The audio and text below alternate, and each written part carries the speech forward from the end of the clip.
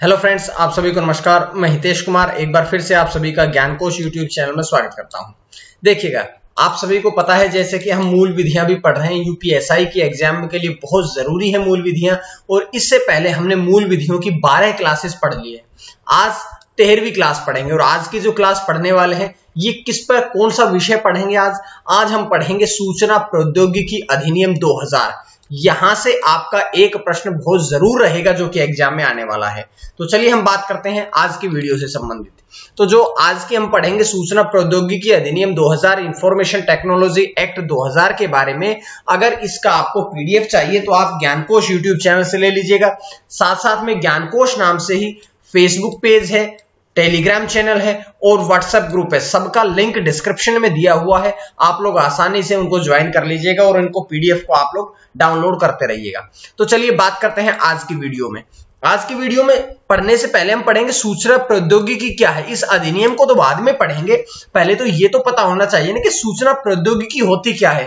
तो देखिएगा, अमेरिकी रिपोर्ट ने इसकी एक परिभाषा दी है। क्या दी है कि सूचना का एकत्रीकरण, भंडारण, प्रोसेसिंग, प्रसार और प्रयोग करना ही सूचना प्रौद्योगिकी कहलाता है। मतलब कि जितनी भी सूचनाएं होती है उनको इकट्ठा करना, उनको स्टोर करके रखना, उनको प्रोसेस करना, उनका प्रचार प्रसार करना, उन सभी सूचनाओं का प्रयोग करना ही सूचना प्रौद्योगिकी कहलाता है। तो ये आसान बात थी, आपको बताई। अब ये कहा गया है कि ये केवल हार्डवेयर या सॉफ्टवेयर तक सीमित नहीं है, कि केवल हार्डवेयर या सॉफ्टवेयर तक ये सीमित नहीं है, बल्कि इस प्रौद्योगिकी के लिए मनुष्य के द्वारा निर्धारित लक्ष्यों को प्राप्त करना, उन्हें नियंत्रित करना तथा जो आपकी प्रौद्योगिकी होती है, सूचना होती है, उस सूचना के ज्ञान को संवर्धित करना भी सूचना प्रौद्योगिकी के अंतर्गत ही आता है। बात करेंगे अब हम सूचना प्रौद्योगिकी अधिनियम 2000 के बारे में। देखिएगा, इंग्लिश में इसका रूपांतरण है द इंफॉर्मेशन टेक्नोलॉजी एक्ट 2000। बात करते हैं कि ये अधिनियम जो है ये अनेक मामलों में तथा अनेक परिस्थितियों में भारत के बाहर किए गए किसी अपराध या किसी अपराध के अधीन किए गए उल्लंघन के लिए लागू होता है। मतलब कि अगर आपने देश के बाहर भी कोई अपराध किया है या उस अपराध के अंतर्गत या किसी नियम का उल्लंघन कर दिया है तो वहां पर भी ये नियम जो है ये लागू होता है। बात करेंगे कि इसको राष्ट्रपति की स्वीकृति कब प्राप्त हुई थी, क्योंकि जितने भी नियम मैं आपको पढ़ाता हूं, जितने भी मूल विधियों की क्लासेस पढ़ाई है, सबसे जरूरी बात तो यही होती है कि वो जो अधिनियम है, वो जो कानून है, वो कब बना है। राष्ट्रपति की अनुमति के बाद ही कोई जो नियम है वो कानून बनता है, वो अधिनियम बनता है।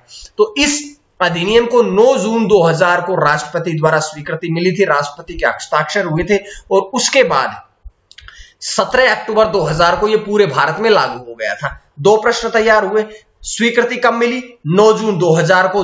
कब लागू हुआ? 17 अक्टूबर 2000 को। साथ साथ में यहां से एक इंपॉर्टेंट बात यह भी है कि इस अधिनियम में कितने अध्याय हैं और कितनी धाराएं हैं। तो इस अधिनियम में 13 अध्याय हैं और धाराएं कुल कितनी हैं? 94 धाराएं हैं। तो मुख्य मुख्य धाराएं को मैं आपको सबको पढ़ाऊंगा आज। देखिएगा, सबसे पहली धारा 1। धारा 1 में क्या होता है, बार बार रटने की आवश्यकता नहीं है। धारा 1 और धारा 2 से संबंधित हर क्लास में बताता हूं कि धारा 1 जो होती है वो उस अधिनियम का संक्षिप्त नाम बताती है, उसके विस्तार को बताती है, उसके प्रारंभ को बताती है और उस अधिनियम के लागू होने का वर्णन करती है। दूसरी धारा जो होती है, उस दूसरी धारा में कुछ शब्दावलियों को परिभाषित किया जाता है, यानी कि कुछ परिभाषाओं को बताया जाता है। तो इसमें भी कुछ परिभाषाएं बताई गई है। तो धारा 2 के अधीन जो परिभाषाएं बताई गई है, हम बात करते हैं उनके बारे में। सबसे पहले जो प्रमाणकर्ता प्राधिकारी, ये सारी जो मैं शब्दावलियां पढ़ाऊंगा ये आगे चल के आपको काम आएंगी। देखिएगा, सबसे पहले बात करेंगे प्रमाणकर्ता प्राधिकारी, यानी कि सर्टिफाइंग अथॉरिटी। ये वो अधिकारी होता है जिसे इलेक्ट्रॉनिक चिन्ह या इलेक्ट्रॉनिक रूप से जो सिग्नेचर का प्रमाण पत्र जारी करने का लाइसेंस दिया जाता है। कि सरकार जो है कुछ लोगों को इलेक्ट्रॉनिक चिन्ह के प्रमाण पत्र जारी करने का लाइसेंस देती है, और जिनको ये लाइसेंस प्राप्त हो जाता है वही प्रमाणकर्ता प्राधिकारी या सर्टिफाइंग अथॉरिटी कहलाता है। दूसरी बात है उपयोगकर्ता। उपयोगकर्ता मतलब सब्सक्राइबर कह सकते हैं, कि ऐसा व्यक्ति जिसके नाम से कि वो जिसको ये सूचना देने का अधिकार देती है सरकार, वो तो कहलाता है प्रमाणकर्ता प्राधिकारी। लेकिन जिस व्यक्ति के नाम से इलेक्ट्रॉनिक चिन्ह या इलेक्ट्रॉनिक सिग्नेचर प्रमाण पत्र जारी किया जाता है वो कौन कहलाता है? उपयोगकर्ता। उसके बाद कंप्यूटर नेटवर्क। कंप्यूटर नेटवर्क क्या है कि ये नेटवर्क, देखिएगा पीछे शब्द लिखा है नेटवर्क। नेटवर्क का मतलब यही होता है कि जब दो या दो से अधिक कंप्यूटर या कंप्यूटर प्रणालियों को संसूचना युक्ति का अंतः संबंध होता है। मतलब कि जब दो या दो से अधिक कंप्यूटर एक साथ जुड़ करके एक सीरीज में कार्य करना प्रारंभ कर देते हैं तो वो आपका कंप्यूटर नेटवर्क कहलाता है। अगला है कंप्यूटर साधन, यानी कि कंप्यूटर रिसोर्सेज क्या है। तो कंप्यूटर रिसोर्सेज का सीधा सीधा जो संबंध होता है वो कंप्यूटर प्रणाली, कंप्यूटर नेटवर्क, कंप्यूटर डाटा संचय या डाटा या सॉफ्टवेयर आदि से होता है। संचय नहीं है, ये संचय है। संचय मतलब एकत्र करके रखना, कि वे सारे साधन जिनका प्रयोग कंप्यूटर नेटवर्क के लिए किया जाता है या जो डाटा है, जो आपकी इंफॉर्मेशन है, सूचनाएं होती है, उनका आप जब संग्रहित करते हैं, इकट्ठा करते हैं, या जो सॉफ्टवेयर होते हैं वो सारे के सारे जो कि कंप्यूटर प्रक्रिया में काम आने वाले हैं वो सारे के सारे कंप्यूटर साधन या कंप्यूटर रिसोर्सेज कहलाते हैं। अगला है साइबर कैफे। तो देखिएगा साइबर कैफे जो है वो जिस स्थान से किसी व्यक्ति द्वारा जनता को कारोबार के साधारण अनुक्रम में इंटरनेट तक पहुंचने की सुविधा प्रदान की जाती है। देखिएगा कि वो माध्यम जो लोगों को ये सुविधा प्रदान करता है कि वे आकर के इंटरनेट के माध्यम से वो लोगों तक पहुंच सके, उस सुविधा को प्रदान करने का जो स्थान है वही साइबर कैफे कहलाता है। उसके बाद है इलेक्ट्रॉनिक चिन्हक। इलेक्ट्रॉनिक चिन्हक के माध्यम से किसी इलेक्ट्रॉनिक अभिलेख का प्रमाणन इलेक्ट्रॉनिक चिन्हक के अंतर्गत आता है। इसके अंतर्गत क्या होता है कि अंकीय चिन्हकों को भी शामिल किया जाता है, यानी कि जो आपके डाटा अभिलेख होते हैं उन अभिलेखों को कंप्यूटर के माध्यम से इलेक्ट्रॉनिक रूप प्रदान करना ही इलेक्ट्रॉनिक चिन्हक कहलाता है। उसके बाद इलेक्ट्रॉनिक अभिलेख क्या है कि किसी इलेक्ट्रॉनिक प्रारूप, माइक्रोफिल्म या कंप्यूटर उत्पादित डाटा को ही क्या कहा जाता है, इलेक्ट्रॉनिक अभिलेख कहा जाता है, इलेक्ट्रॉनिक रिकॉर्ड कहा जाता है। उसके बाद में अंकीय चिन्हक क्या है कि डिजिटल सिग्नेचर क्या है। डिजिटल सिग्नेचर का मतलब ये होता है कि किसी हस्ताक्षरकर्ता द्वारा इलेक्ट्रॉनिक पद्धति या इलेक्ट्रॉनिक प्रक्रिया के द्वारा किसी इलेक्ट्रॉनिक अभिलेख का प्रमाणन करना ही क्या कहलाता है, अंकीय चिन्हक, यानी कि डिजिटल सिग्नेचर कहलाता है। ये तो पढ़ा हमने धारा 2 में। अब इसकी धारा 3 क्या कहती है, तो धारा 3 ये कहती है कि इसके अनुसार कोई भी उपयोगकर्ता किसी इलेक्ट्रॉनिक अभिलेख को अपने अंकीय चिन्हक डिजिटल सिग्नेचर लगा करके प्रमाणित करता है तो वही क्या कहलाता है आपका, वही कहलाता है आपका। धारा 3 में ये सब चीजें वर्णित करी गई है। धारा 3 क के अनुसार क्या होता है कि कोई भी इस्तेमाल करने वाला व्यक्ति किसी इलेक्ट्रॉनिक अभिलेख को ऐसे इलेक्ट्रॉनिक चिन्हक या इलेक्ट्रॉनिक आदि प्रमाणन तकनीकी के माध्यम से प्रमाणित कर सकता है जो कि विश्वसनीय समझी जाए, कि ऐसी सारी तकनीकें जिन पर विश्वास किया जा सके, जो कि धोखेधड़ी से रहित रहे, वही आपकी इसके अंतर्गत आती है। धारा 4 में क्या है कि इलेक्ट्रॉनिक अभिलेखों की विधि मान्यता। धारा 4 ये कहती है कि जहां कोई भी विधि का उपबंध करती है कि सूचना या कोई अन्य विषय लिखित हो या टंकित हो या मुद्रित रूप में हो, वहां ऐसी विधि में अंतर्विष्ट किसी बात के होते हुए भी ऐसी अपेक्षा पूर्ण कर दी गई समझी जाएगी यदि ऐसी सूचना का विषय जो है वो किसी इलेक्ट्रॉनिक रूप में हो या किसी प्रकार पहुंच के योग्य है, वह किसी पश्चवर्ती निर्देश के लिए उपयोग किए जाने के योग्य है तब। ठीक है, तो ये धारा 4 कहती है कि इलेक्ट्रॉनिक अभिलेखों की विधि मान्यता। धारा 6 क्या कहती है कि सरकार और उसके अभिकरणों में इलेक्ट्रॉनिक अभिलेख और इलेक्ट्रॉनिक चिन्हकों का प्रयोग करना धारा 6 में बताया गया है। धारा 7 में क्या बताया गया है कि इलेक्ट्रॉनिक अभिलेखों का प्रतिधारण का मतलब क्या है कि जहां किसी विधि में यह उपबंध है कि दस्तावेज, अभिलेख या सूचना किसी भी निर्दिष्ट यानी कि किसी भी दिशा निर्देशित करी हुई अवधि के लिए प्रतिधारित की जाए, वहां ऐसी अपेक्षा पूर्ण कर दी गई समझी जाएगी यदि ऐसे दस्तावेज, अभिलेख या सूचना इलेक्ट्रॉनिक रूप से प्रतिधारित किए जाते हैं तो। उसके बाद धारा नंबर 8 कि इलेक्ट्रॉनिक राजपत्र में नियम, विनिमय आदि का प्रकाशन धारा 8 में बताया जाता है। धारा 10 में क्या है कि इलेक्ट्रॉनिक चिन्हक जो है इनसे संबंधित नियम बनाने की केंद्र सरकार की जो शक्तियां हैं वो धारा 10 में है, यानी कि जो इलेक्ट्रॉनिक चिन्हक होता है इनसे संबंधित केंद्र सरकार कुछ शक्तियां हैं कि वो इनके लिए कुछ नियम बना सकती है, तो वो सारे नियमावली या शक्तियां जो है वो धारा 10 में आती है। धारा 11 में क्या है कि इलेक्ट्रॉनिक अभिलेखों का अधिकार। इलेक्ट्रॉनिक अभिलेखों का अधिकार का मतलब क्या है कि उन व्यक्तियों को यह अधिकार प्राप्त होगा जो स्वयं प्रवर्तक के द्वारा किए गए हों या किसी ऐसे व्यक्ति द्वारा जिसे उस इलेक्ट्रॉनिक अभिलेख की बाबत या उस इलेक्ट्रॉनिक अभिलेख से संबंधित प्रवर्तक की ओर से कार्य करने का प्राधिकार हो, अधिकार हो, या स्वतः प्रचालित किए जाने के लिए प्रवर्तक द्वारा या उसकी ओर से कार्यक्रमित किसी सूचना प्रणाली द्वारा भेजा गया हो। उसके बाद इंपॉर्टेंट धारा कौन सी आती है? धारा 43। धारा 43 क्या कहती है कि इसके अनुसार यदि कोई व्यक्ति किसी व्यक्ति को कि जो कंप्यूटर या कंप्यूटर प्रणाली या नेटवर्क या कंप्यूटर नेटवर्क प्रणाली का भार साधक है तो उसकी अनुमति के बिना कोई कार्य करेगा तो वो प्रभावित व्यक्ति का अपराध माना जाएगा। यानी कि जिस व्यक्ति का कंप्यूटर है, जिस व्यक्ति का साइबर कैफे है, जिस व्यक्ति का लैपटॉप है, यदि उस व्यक्ति की अनुमति के बिना कोई काम करता है तो ये सारा अपराध माना जाएगा। क्या क्या बातें होंगी इसमें ये होगी कि जैसे कोई अपने कंप्यूटर से उसमें वायरस प्रवेश करवा दे। आपने देखा होगा कि बहुत प्रकार के वायरस आते हैं, अगर आपके कंप्यूटर में, लैपटॉप में कोई वायरस प्रवेश करा देता है तो ये अपराध आता है। ऐसे कंप्यूटर या कंप्यूटर संसाधन प्रणाली या कंप्यूटर नेटवर्क प्रणाली में पहुंचता है कि कई बार ऐसा होता है कि ये आपके जो वायरस है ये कंप्यूटर नेटवर्क प्रणाली को भी क्षति पहुंचाते हैं, नुकसान पहुंचाते हैं, तो ये भी अपराध में आएगा। या ऐसे किसी कंप्यूटर से कोई आंकड़ा या कोई अन्य किसी कार्यक्रम को हानि पहुंचाने का प्रयास करता है कि मान लो आपके ने कोई डाटा स्टोर कर रखा है और उस डाटा स्टोर को कोई नुकसान पहुंचाने का कार्य करे तो वो भी अपराध में आएगा। उसके बाद कि ऐसे किसी कंप्यूटर में संचित कोई सूचना या आंकड़े निकालना या प्रतिलिपि बनाना, कि आपसे मान लो आपने कोई इंफॉर्मेशन अपने कंप्यूटर में सेव कर रखी है और उसकी कोई फोटोकॉपी निकाल के ले जाए या उस आंकड़े की फोटोकॉपी बना के ले जाए या उस आंकड़े को आपसे चुरा करके ले जाए तो ये भी अपराध रहेगा। और इसका दंड जो है वो 1 करोड़ रुपए से अधिक नहीं हो सकता है कि अगर कोई दंड दिया जाएगा, कोई बड़ा कार्य भी कर दिया जाए तो ये अपराध 1 करोड़ रुपए से ज्यादा का वसूली नहीं होगी। साथ साथ में धारा 44 क्या कहती है कि इसके अनुसार यदि कोई व्यक्ति दस्तावेज, विवरण या प्रमाणिकता अधिकारी की रिपोर्ट देने के लिए अपेक्षित है तो वह कार्य नहीं करता है तो प्रत्येक असफलता के उसे 1.5 लाख रुपए तक का भुगतान करना पड़ेगा।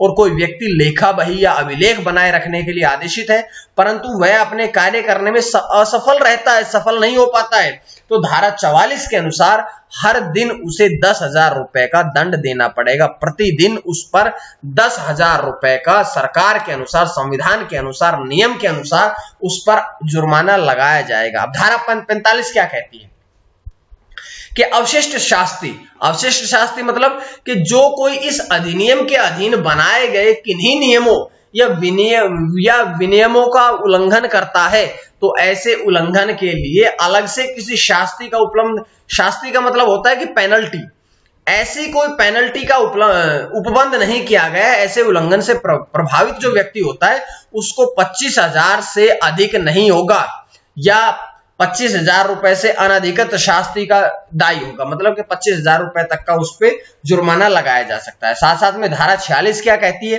धारा 46 कहती है कि न्याय निर्णय करने की शक्ति है, कि जो न्याय निर्णय होते हैं इन सब की शक्तियां जो है वो धारा 46 में बताई गई है।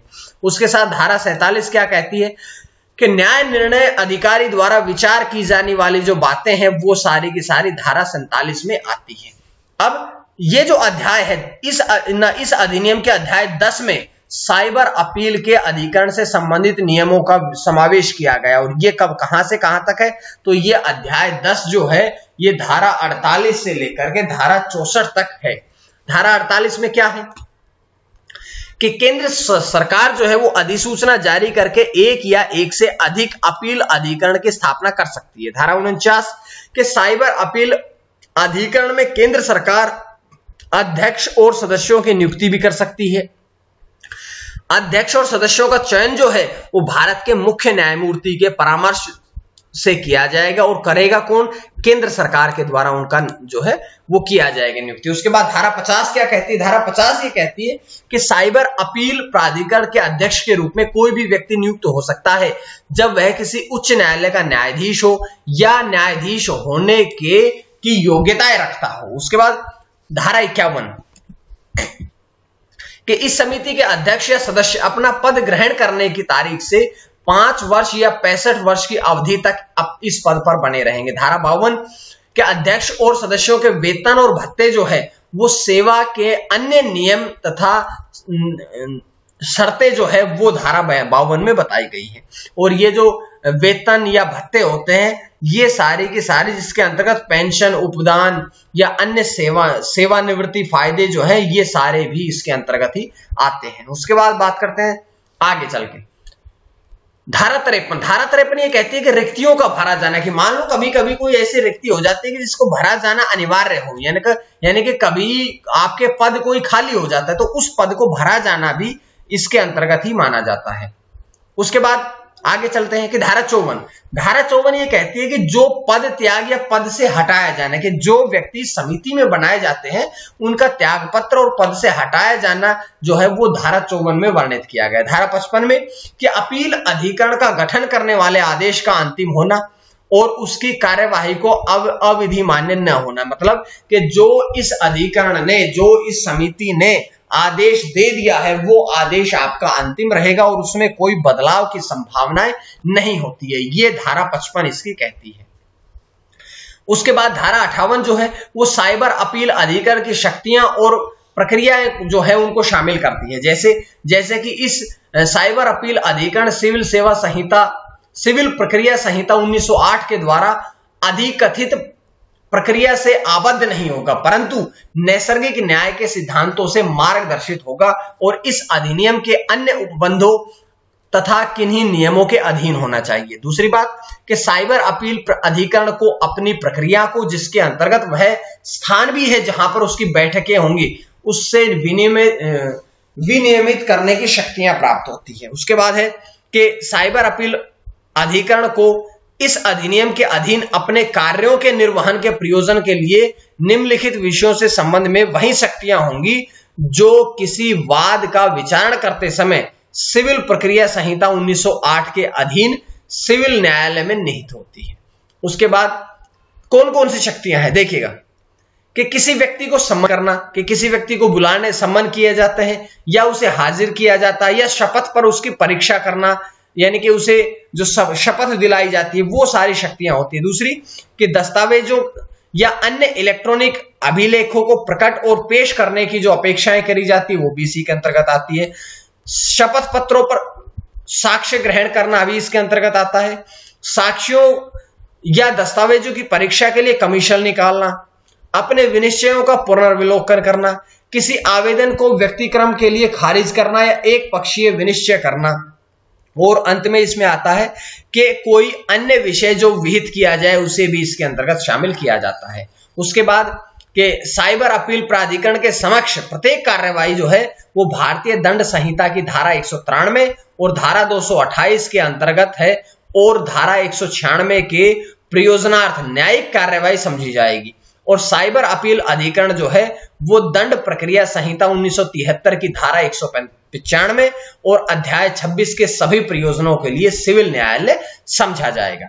उसके बाद बात करते हैं धारा नंबर 59 कि विधिक प्रतिनिधित्व का अधिकार, कि अपील जो करने वाला व्यक्ति है वो साइबर अपील अधिकरण के समक्ष अपना मामला प्रस्तुत करने के लिए स्वयं हाजिर हो सकेगा या एक से अधिक विधि व्यवसायियों को या किसी अपने अधिकारी को प्राधिकृत कर सकता है। तो ये सारी शक्तियां जो है ये भी इसके अंतर्गत ही शामिल करी जाती है। उसके बाद क्या होता है कि धारा नंबर 60 में क्या है, परिसीमा क्या होता है कि परिसीमा अधिनियम 1963 के उपबंध जहां तक हो सके साइबर अपील अधिकरण को की गई अपील को लागू करने होंगे। तो ये सारे इसमें बताया गया है। उसके बाद धारा नंबर 62 कि उच्च न्यायालय को अपील, कि धारा 62 ये कहती है कि अब आप उच्च न्यायालय को, हाई कोर्ट को भी अपील कर सकते हैं, जैसे कि साइबर अपील प्राधिकरण के किसी विनिश्चय या आदेश से दुखी व्यक्ति, कोई भी ऐसा व्यक्ति जो ऐसे आदेश से संतुष्ट ना हो तो ऐसे व्यक्ति जो है वो उच्च न्यायालय में भी अपील कर सकते हैं।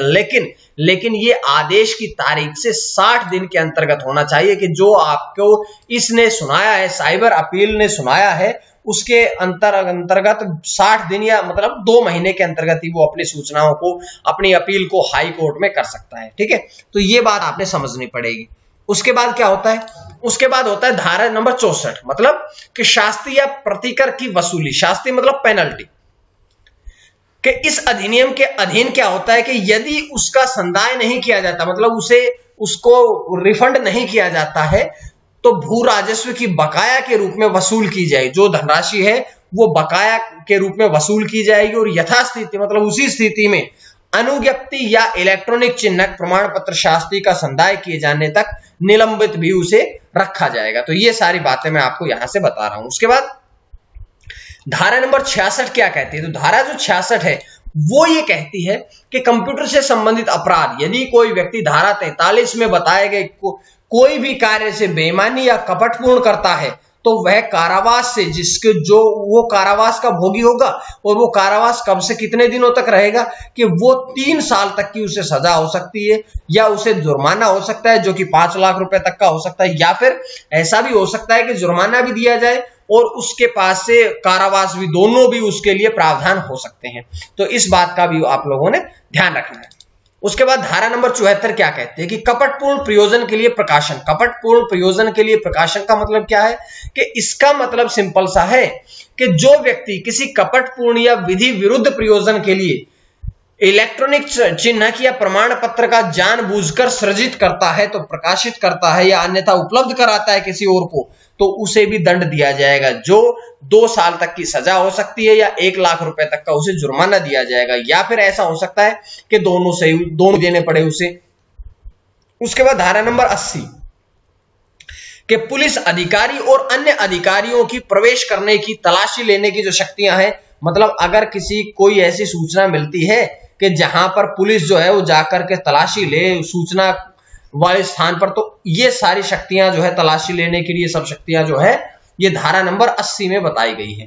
धारा 82 अध्यक्ष, सदस्य और अधिकारियों तथा कर्मचारियों का नियंत्रक होते हैं इस समिति में, उन सबका लोक सेवक होना अनिवार्य है। और साइबर अपील प्राधिकरण के अध्यक्ष, सदस्य या अन्य अधिकारी जो है वे भारतीय दंड संहिता की धारा 21 के अंतर्गत लोक सेवक ही समझे जाएंगे। ठीक है, ये बात आपने पढ़नी है। उसके बाद क्या है कि धारा 86 ये कहती है कि कठिनाइयों को दूर करना, कि जो आपकी इस सूचना में जो कठिनाइयां आ रही है उन सबको दूर करना। केंद्रीय सरकार के नियम बनाने की शक्तियां धारा नंबर 87 में। 88 में सलाहकार समिति का गठन किया जा सकता है।